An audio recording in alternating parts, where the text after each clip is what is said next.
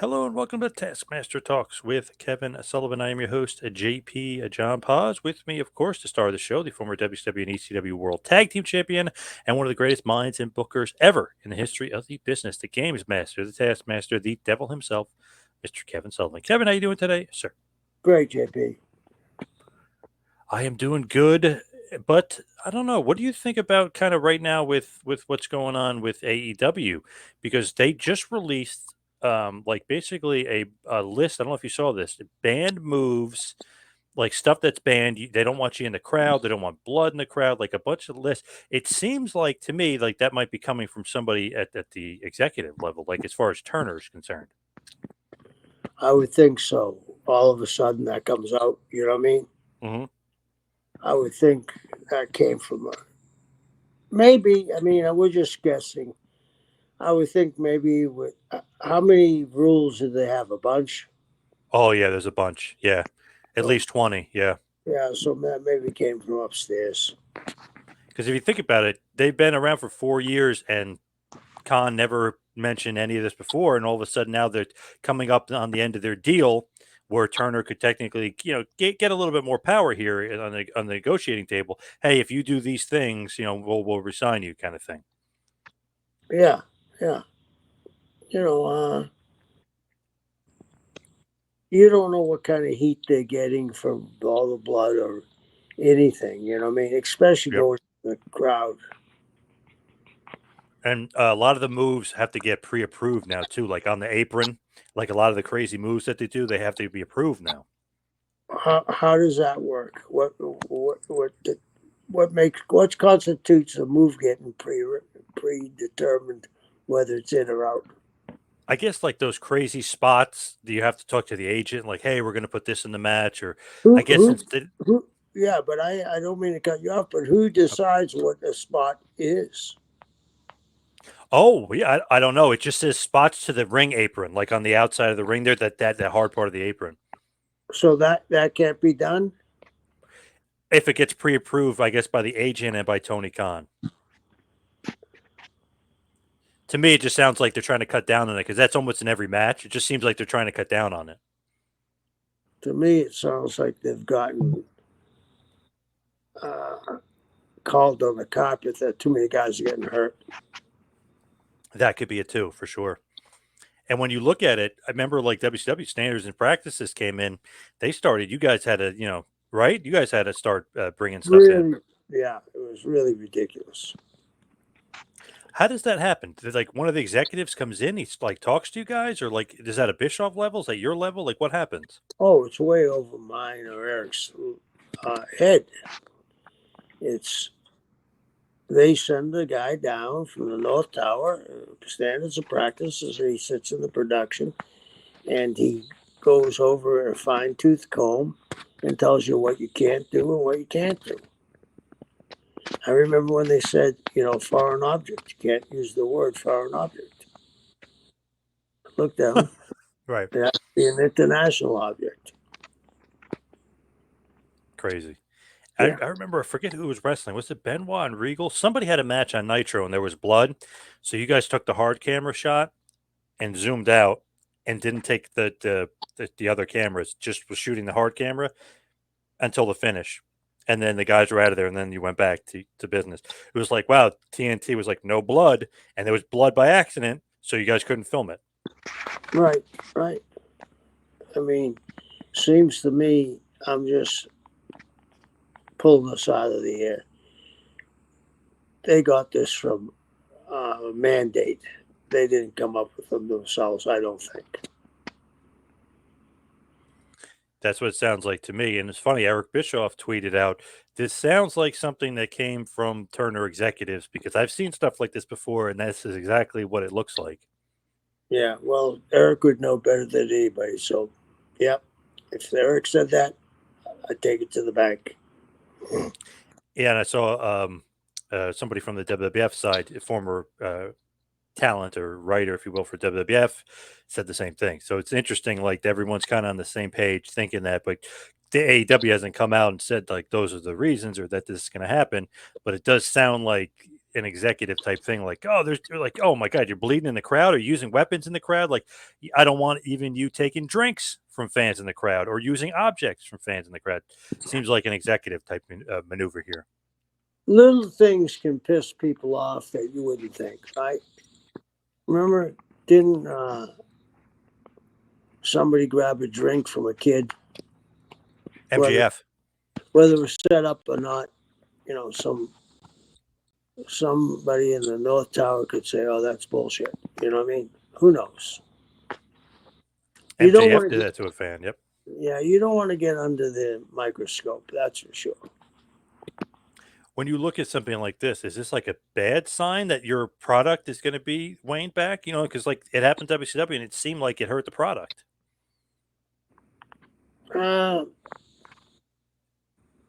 Maybe in the long term, it's good that you don't. You know, if you don't have a line that you can't cross, so where's the line? You know what I mean? And then when you do that, you get yourself in trouble. So it might be the best thing for them right now. Something I would assume, something transpired to cause them to write down these set of rules. It isn't like somebody went to the mountain and got a stone tablet and had the rules written on them. Somebody particularly wrote these out because of some situation that happened. So maybe it's a good thing so you don't, something doesn't explode in your face. And, you know, it does show that somebody's watching too. And the product that's, if it is Turner, it shows that someone in control of programming is watching the program. So that's very good. So they must be very happy with the numbers they're doing, very happy with the programming they're giving them, and they don't want anything to go awry. Did you like standards and practices and have to deal with them No, at all? no, not at all, not at all. Because the guy wanted to run the show. You know what I mean? That's what happened. What was your interaction with them like? Oh, they'd come up. You can't do this, you can't do that. It was bad for me, but it was much worse when Kevin was involved. It just seems like, and I know we've talked about this like a million times on the show. It's like they don't really know wrestling and they don't know how to police it or should be policing it, but they act like they do and they think they do. It's much more of a corporate like TV level that they're speaking about. Right, right. You're absolutely right. When you Unless look you, when you go look ahead. at it, when you look at it though, it's just I don't know. It's like to me, it's a negative, like that they come and do that. Yeah, absolutely. Did Nash complain about standards and practices a lot? Who could he complain to? Well, I mean to you, like to the boys, like Yeah, oh, of this course. bullshit. We all did. Yeah, I mean, it was all bullshit, but who can you complain to? It's their network, right? Right, right. Do you think that the WWF Attitude Era was helped by standards and practices in a certain sense? What do you mean? How do they help? Like they're taking away from you guys. You guys can't do that. So then WWF's like, well, we're going to do this. So more people watched them. You know what I mean? They actually were hurting their own TV and actually helping WWF. Or do you think that? Yeah, absolutely. Absolutely. I mean, You some of the know? stuff they're doing. You know what I mean? Like the middle fingers, the beer, the Yeah, blood, everything. the boobs, and everything Yeah, else. yeah, everything. You know, They we don't. were really watered down product. They don't see that. I guess right. They don't care. They don't like wrestling. Still, you think? JP, do Hmm. they just give them 20 rules? Yes. You know, That's my parents wanted me in at a certain time at night. They didn't give me 20 different rules that I had to break. You know what I mean? yep. So, It's just I don't know. It's one of those things where it's like it's just fascinating. It's like history is repeating itself a little bit here. like standards and practices coming in, changing things, rules. Like we'll see, and maybe WWF can get a not that they're in any sort of competition with AEW, but maybe WWE can be a little bit more adult. You know what I mean? Be the more adult programming. I don't think they're going to change. Why would they change? I don't know. It just seems like maybe they can get maybe a little, maybe some more fans without being so kiddie and stuff. Like maybe some more adult. Not attitude era esque, but just more pushing the envelope a little. Well, don't you think that this bloodline is so engaging, and enraging that they're hitting adults with this? Oh yeah, yep. So what can they do now? They just merged. Well, how much were they declared they were worth? 3 billion. $9.3 billion. Obviously, they got that money because the company that bought it saw long-term growth and long-term that they're going to become much more of a global entity, and they'll be running Saudi Arabia, they'll be running India, they'll be running Puerto Rico, they'll be running Mexico City, they'll be running Sao Paulo, just like the UFC does now. You know how UFC goes everywhere? Well, we say the WWE goes everywhere, but that's not true. But now they will. You know what I mean? They don't have a they don't run that much in the Far East or the Near East. Once they open up that, wow. So I think they're saying, let's not rock the boat. To me, the Bloodline storyline is the best. Maybe not ever, but it's up there. It's awesome. Yeah, I love it. Okay, what would be better? I don't. To me, I'm just the NWO, Steve Austin, Vince McMahon feud. Like those are mine. You just and Hogan and Savage. To me, you can get close, but you can't top it. But that's just me. Well, that was a fuse. This was they did 45 minutes of the Garden, right? Mm-hmm. With a think about this. What it was, the tribal chiefs court date. Think about that. Yeah, Huge numbers it at was the awesome. Garden. Yeah, yep, awesome. I don't know if anything can come close to that. I mean, you have individual feuds, yeah, Randy and Hogan, uh, National Hall, the NWO. But here's the difference. I love Kevin and I love Scott and I love Six, and I understand. But they were smart enough not to just give anybody a T-shirt. Right. And the guy they gave a T-shirt became a huge babyface. So they elevated him. Yep. Everybody they touched, they elevate. Yep. So that's my thought on that anyway. But anyway, this is going to be interesting to see.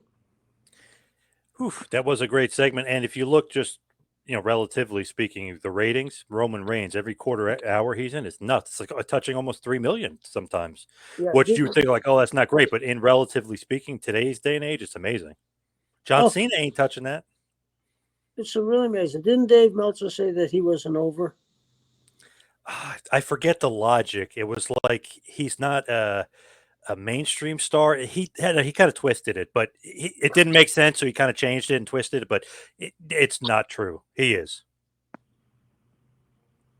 He's a huge star. Is there anybody bigger than him right now? Hell no, not even close. So how is he not a huge star? I don't understand that one. And it's funny, like Cena, who obviously is more mainstream because he does movies and stuff, and he's a big star. He's been around for 20 years. They were like, "Oh, his segment, his quarter hour, did great." Well, they forgot to mention that Roman Reigns was in that segment with him. It was great. And then when Cena was in a quarter hour rating without Reigns, it was like way down. They were like shocked. I'm like, "Hello, it's Reigns. It's not. I mean, it's great to have Cena back for the pop, whatever. But it's Reigns. He's the Yeah, draw, yeah, not Cena. It's Reigns. Great actor too, Reigns. That crying was great. yeah. I think John Cena did a tremendous job. Especially half the audience hated him at one Yeah. time. Yep. He did a tremendous job. But I'm starting to get the feeling now that when he comes back, it's almost like, and he's terrific. Don't get me wrong. He's fabulous. And I admire him for everything he's done. I admire him for his work ethic. But it's almost like when he's coming back now, it's like he's coming back from a different era. Do you get that feeling too? Yep. 1000%. Yeah. And it's like only a few guys now in my head that are coming can come back. Like Austin came back, but he hadn't been back in 19 years, right? Yep. You think he would get that same pop? I know he's, probably the most over guy in the history of wrestling. Do you think he'd get that same pop if he came back next year? Austin probably. Yeah, he's over for life like that. Yeah. Yeah, Cena, yeah, not all the time. Yeah, no way. that's where I'm going with this. It's almost like that he went to the Cena. He went to the movies, and it, everything he did went on by. Do you know what I mean? It seems like in the distant past. Yep. The business passed him by Yeah. for sure. So let's talk about the topic at hand, WWF Invasion 2001. The Invasion pay-per-view was July 22nd at the Gund Arena in Cleveland, Ohio. The attendance 17,876. This is, of course, a WWF versus the WCW Alliance. Pay-per-view buys were huge, 775K. So people were interested in what the WWF was going to do with this WCW/ECW invasion. But it's funny that it changed from WCW Invasion and they added the ECW Invasion along with it because they were not doing a good job with the WCW Invasion. Where were you at this point? I was home building my gym. Any thought of coming back or did they want Oh, you? oh, that was so distant. I had a lot of money involved in this.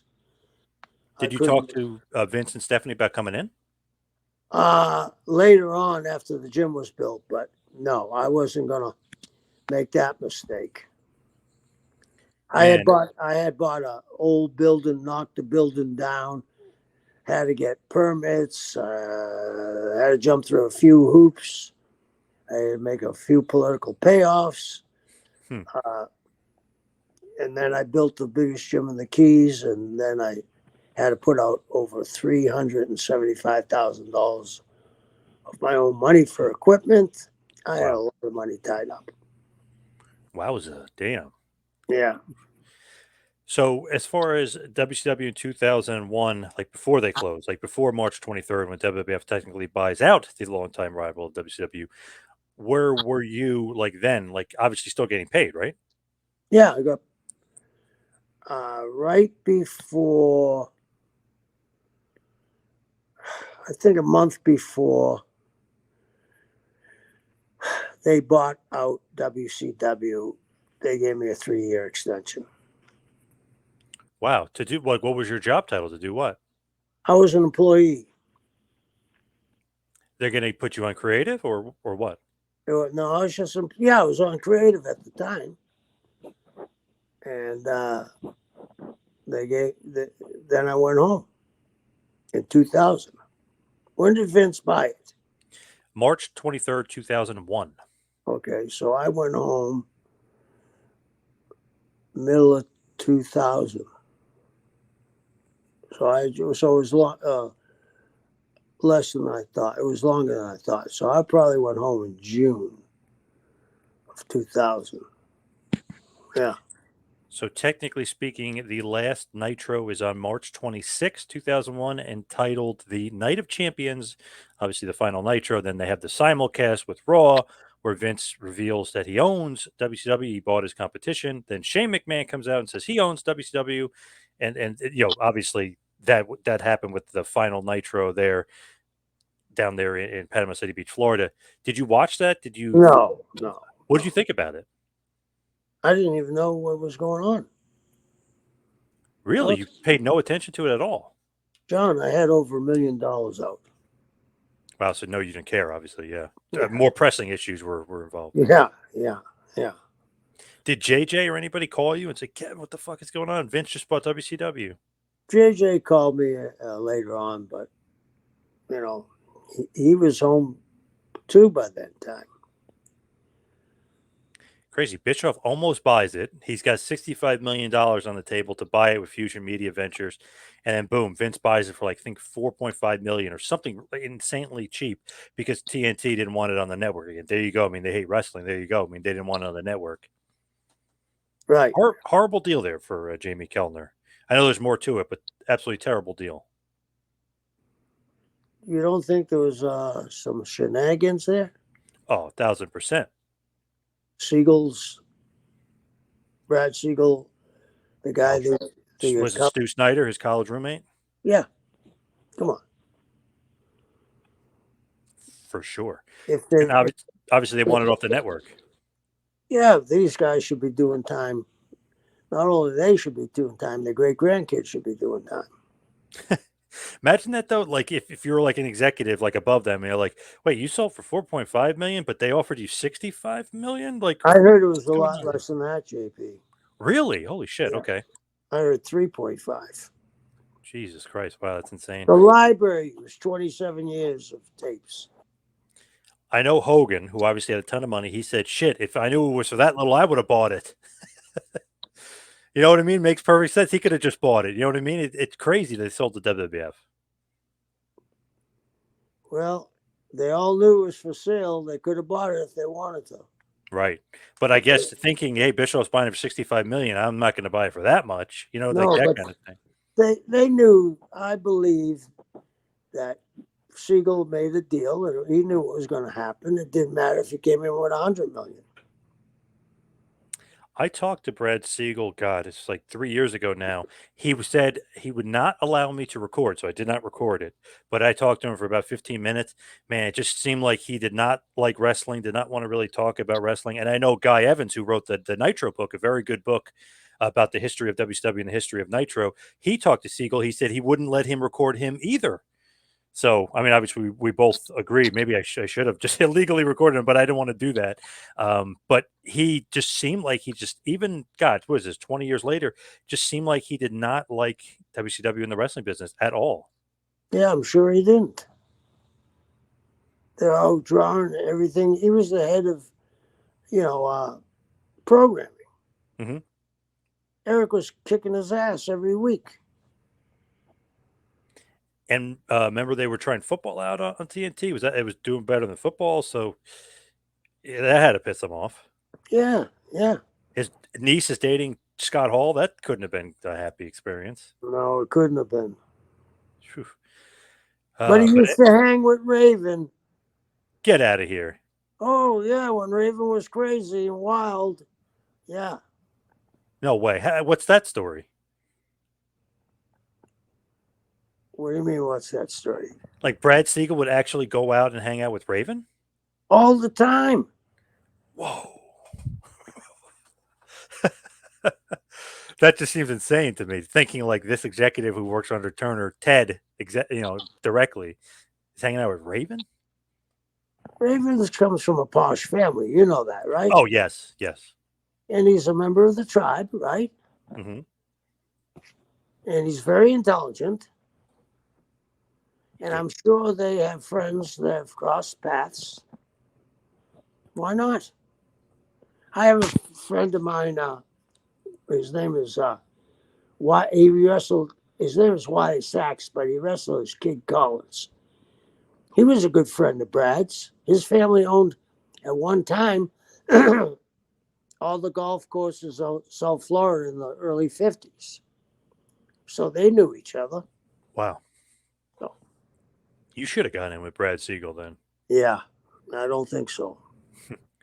So after McMahon and Vince, meaning, and Shane have their little war words now that Shane technically owns WCW. The name on the contract says McMahon, but it reads Shane McMahon. They have a feud. They fight at WrestleMania 17. Then slowly but surely, the WCW talent roster is coming over. Lance Storm first. Then Booker T interferes and beats up Steve Austin at the King of the Ring. Tries to, cost him the title. It doesn't. He still wins anyway. But it's one of those things where Shane basically declares war and they're going to invade WWF. So it's a copy of the NWO angle, but with the WCW guys, except for one small factor. No Hall, no Nash, no Goldberg, no Sting, no Luger, no Hogan, no Steiner, no Bischoff, no Flair. Yeah.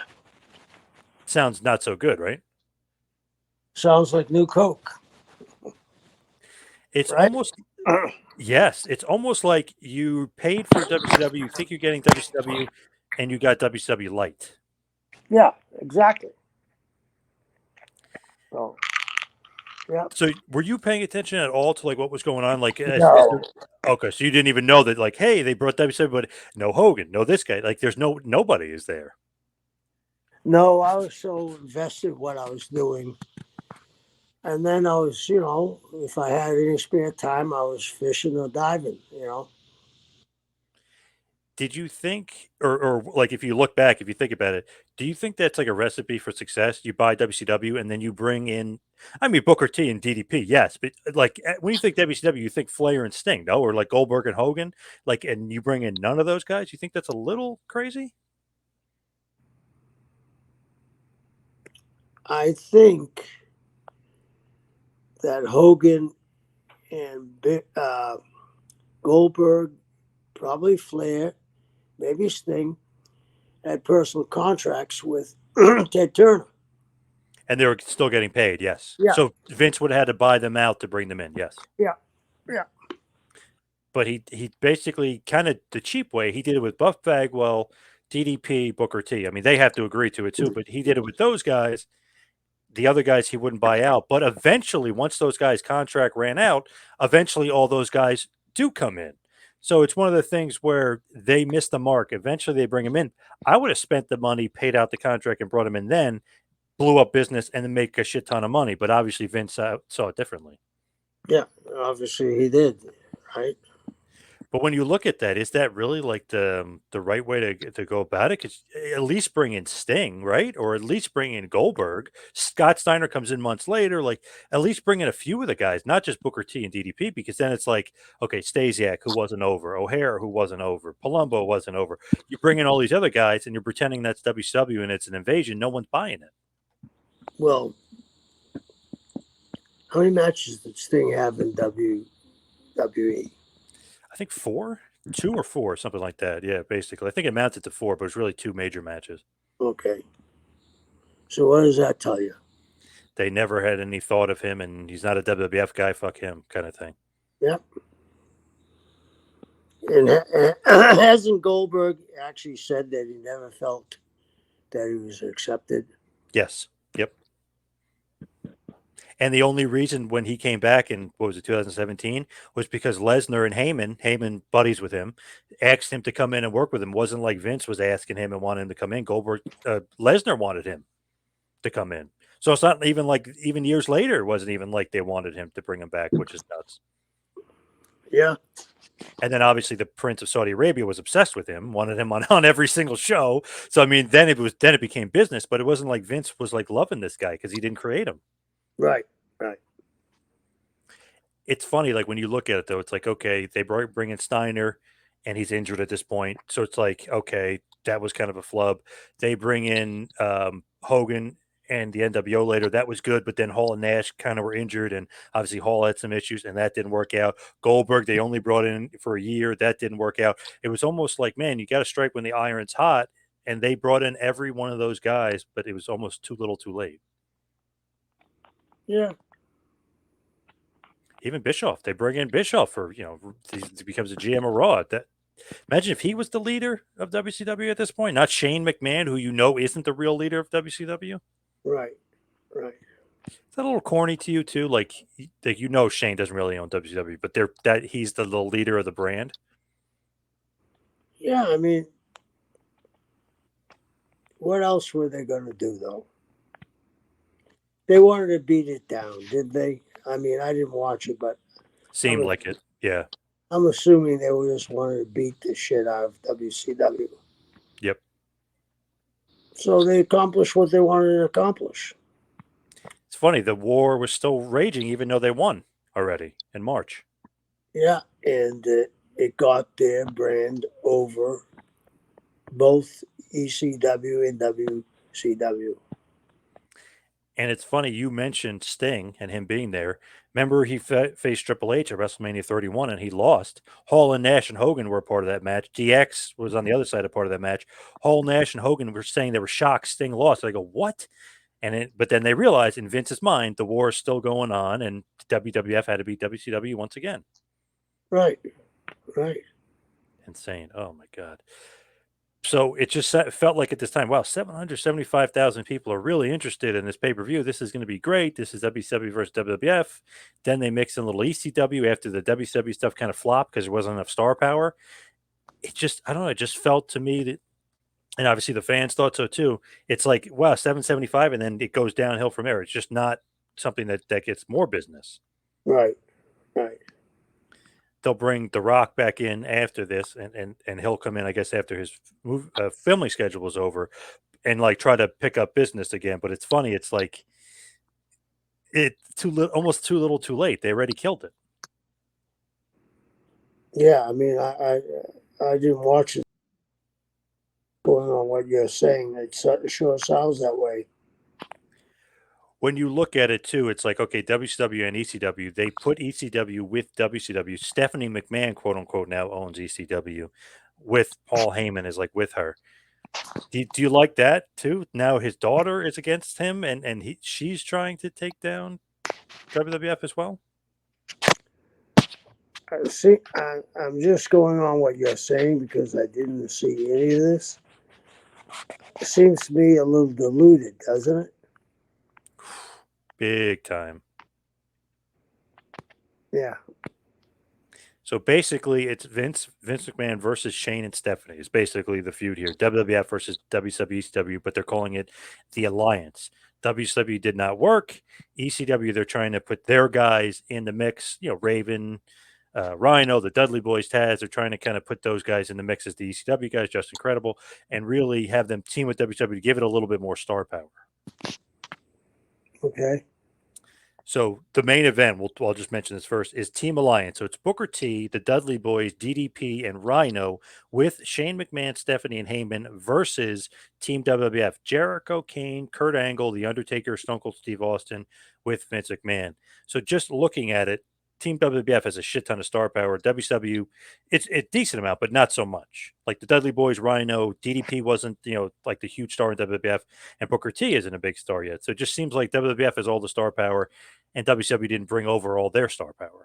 Well, what did they do with DDP? Was he a babyface or was he a heel or what? So very, very strange. They brought him in as a stalker. Somebody was stalking Undertaker's wife. So he's a heel, Undertaker's the babyface, and he reveals himself and it's DDP. And as the story goes, I guess Undertaker didn't really care for DDP as much. So the feud never really got off the ground. They never really had a one-on-one match. Like Undertaker's wife, Sarah, at the time, kind of beat up DDP in the feud. Then Undertaker and Kane are beating up Canyon and DDP. So he's a heel, but he's not really treated like a top heel. Okay. So how long of a run did DDP have there? About a year, I'd say. But basically, he was like European title. Basically, was like the ceiling. So mid card guy almost. Okay.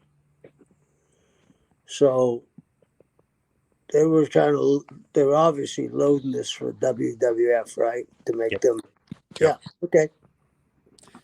And you're gonna love the ending because it proves even further that WCW had absolutely nobody,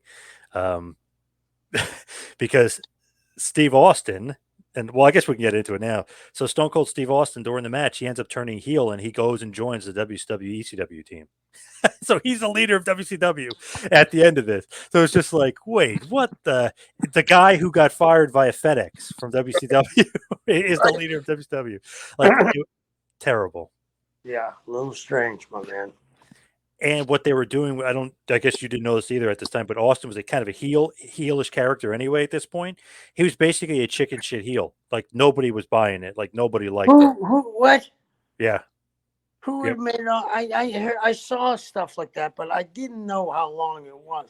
How could you make Steve Austin a chicken shit? My God, whose idea was that? So it's obviously Vince and creative, but they said that Steve was on board with it. So they always try to push it off to Austin that he was trying to play the heel.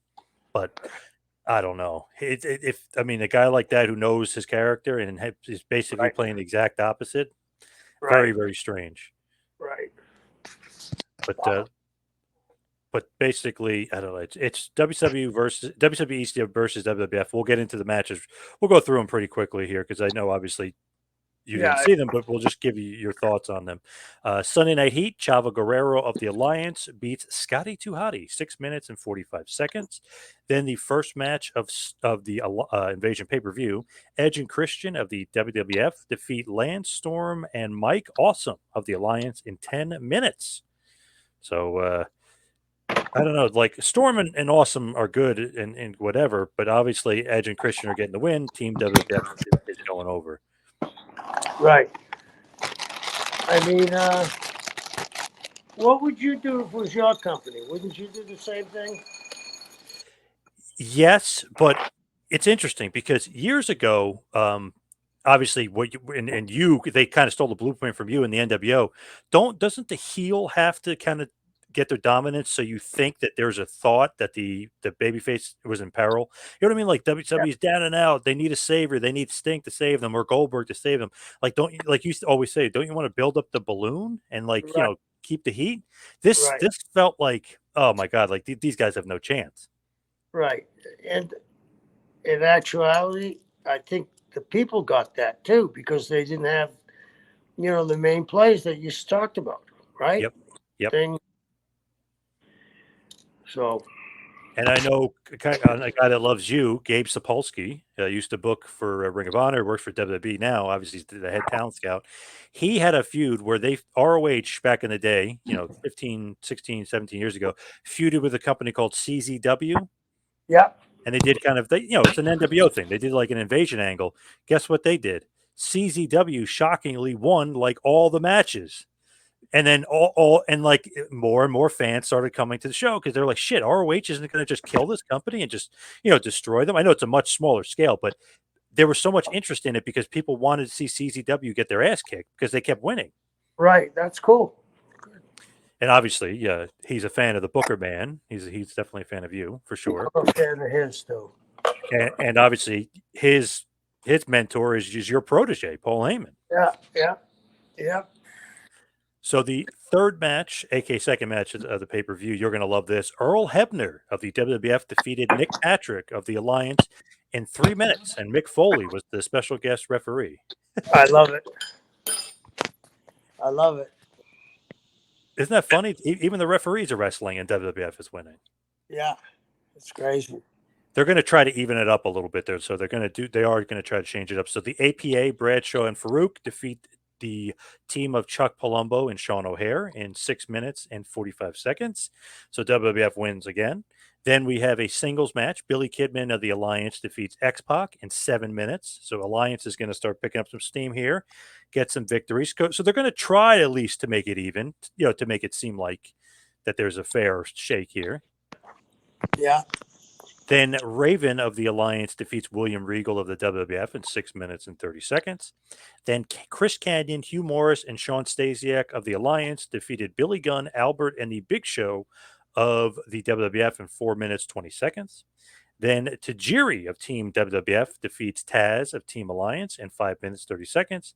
And then in a very good match, Rob Van Dam of the Alliance defeats Jeff Hardy of the WWF for the Hardcore Championship It was a hardcore match. The match went 12 minutes and 40 seconds. So RVD could be a little bit of star power there for Team Alliance there with as far as the ECW side of things are concerned.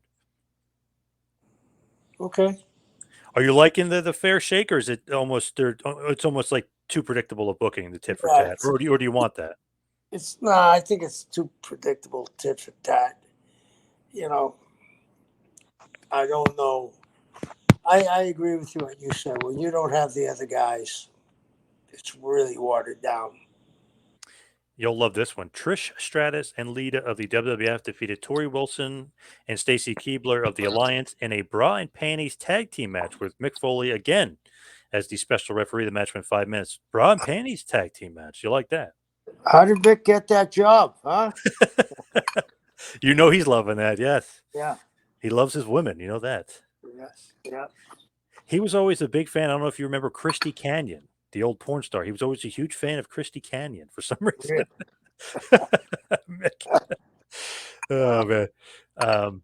Then in the main event, like I mentioned before, Team Alliance, Booker T, Bubba Ray, Devon, DDP, and Rhino with Shane, Stephanie, and Paul Heyman of the Alliance defeated Team WWF, Chris Jericho, Kane, Kurt Angle, Stone Cold Steve Austin, and The Undertaker with Vince McMahon. The match went about 29 minutes, and the finish was kind of, I guess, unpredictable in a certain sense, where Austin turned on the Team WWF and helped Team Alliance win, and Team Alliance beats Team WWF. So at least like you're thinking in your head, oh, the Alliance won, WCW and ECW won, but now the boss and the leader is Austin, who is the WWF guy through and through. Right. Right. Are you like thinking in your head, like, I know you didn't see it obviously, but like, as I'm saying it, like, does this make any sense whatsoever to you? Not to me. No. Not to me. Like, why the hell would Austin help the team that, or like WCW, they fired him via FedEx? Right. I have no idea, and I don't want to knock anybody. It sounds like to me they had very little idea what was going on too. Man, if you look at it too, it's like, holy crap, Austin literally saved WWF. I mean, he's the guy that started beating you guys. Right. And now he's on the other team? Like, why? Makes no sense. Right. And they try to build it up like he was jealous because Vince liked Kurt Angle better, so they sort of feud with Austin and Kurt Angle. But nobody was buying it. I mean, as a fan at that point, I mean, we're not buying it. It was so stupid. Yeah. I can imagine. So instead of Goldberg versus Austin, this big match, no, we get Austin versus Kurt Angle, two WWF guys. Like the only big dream match we really got one-on-one for a long time was The Rock versus Booker T. And even then, you knew Rock was beating Booker T. There was no way Booker T was going over. Right. Right. So you're almost lucky you didn't see or hear any of this stuff because you would have been like scratching your head, like, what the hell? This makes no sense. Right. I'm sure I would have been. 775,000 buys, and like, and this is what they put out. This is the product, and this is the turn. You could see why the alliance kind of flopped and was, deemed not to be a success. And by Survivor Series, WWF wipes them out, and then the storyline is over. So it only lasts a few months.